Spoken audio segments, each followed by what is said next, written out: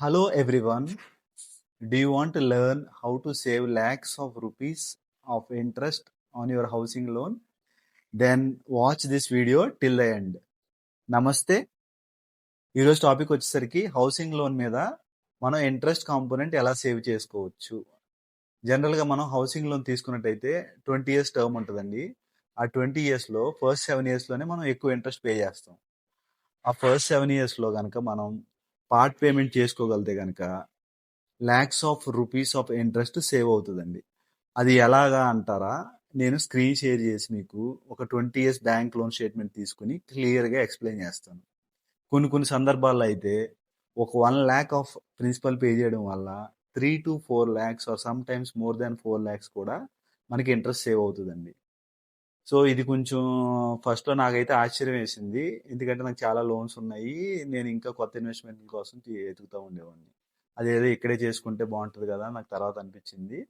I thought this information is helpful. So మీకు screen share చేసి క్లియర్గా ఎక్స్ప్లెయిన్ చేస్తాను.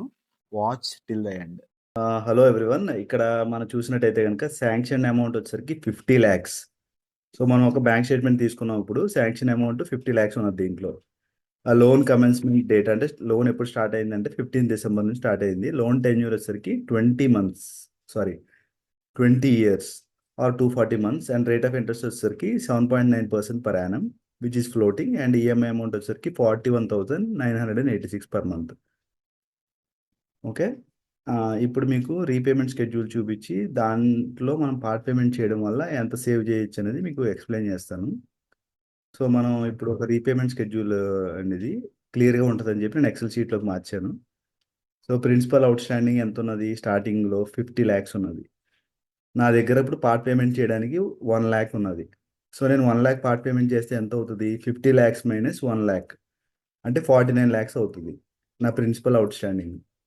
సో 49 lakhs అవ్వాలంటే కనుక నేను రెగ్యులర్ మోడ్లో ఎన్ని మంత్స్ ఆఫ్ ఈఎంఐ పే చేయాలి? రైట్. సో 49 lakhs ఎప్పుడు అవుద్ది చూద్దాం.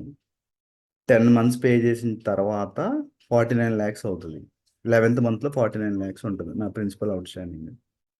సో ఎవ్రీ మంత్ ఈఎంఐ ఎంత పే చేస్తున్నాను నేను? 41,986 into 10 months 4,19,860 rupees. So every month ఇక్కడ ఏంటంటే ఎవ్రీ మంత్ నేను 41,000 పే చేస్తున్నాను. నా ప్రిన్సిపల్ అవుట్ స్టాండింగ్ 49 lakhs అవ్వాలంటే నేను ఎన్ని మంత్స్ పే చేయాలి? 10 months.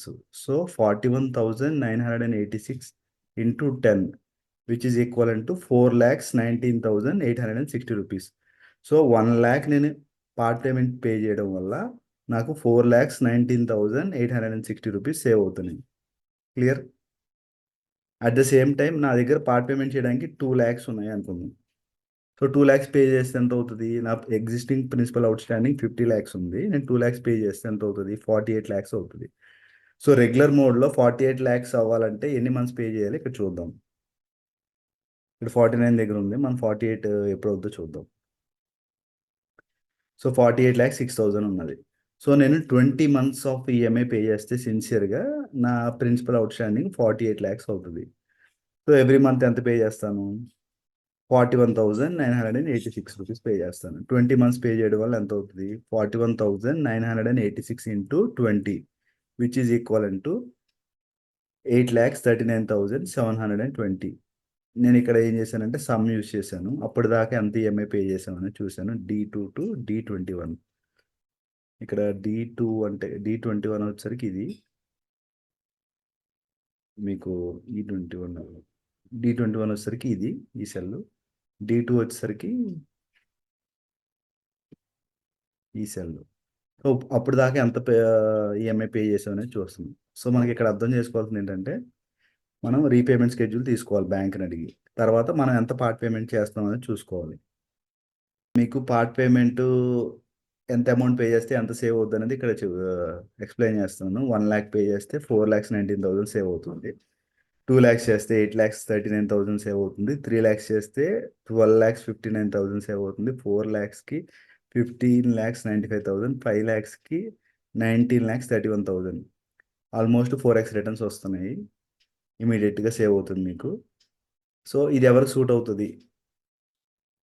ఫస్ట్ మన టెన్యూర్ వచ్చేసరికి 20 ఇయర్స్ టెన్యూర్ కదండీ! Housing loan tenure. ఆ టెన్యూర్‌లో ఫస్ట్ 7 ఇయర్స్‌లో గనక మనం పార్ట్ పేమెంట్ చేస్తే ఈ మాక్సిమం బెనిఫిట్ వస్తది.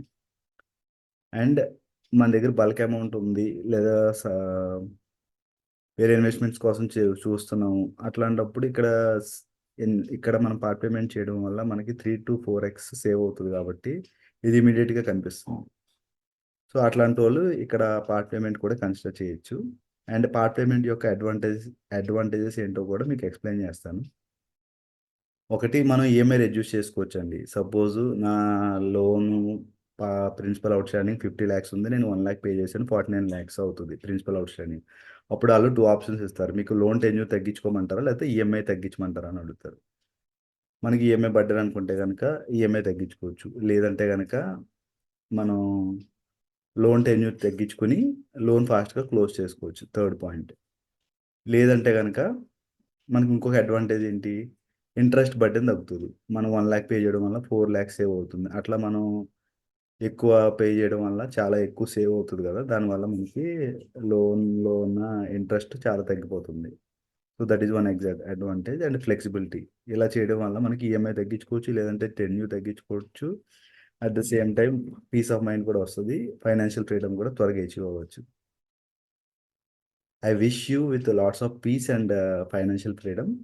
అండ్ ఈ కంటెంట్ మీ ఫ్రెండ్ సర్కిల్‌లో గాని, ఫ్యామిలీలో గాని ఎవరికన్నా రిలేట్ అవుద్దనుకుంటే తప్పకుండా షేర్ చేయండి. నన్ను కూడా సపోర్ట్ చేసినోళ్ళవుతారు. Thank you very much.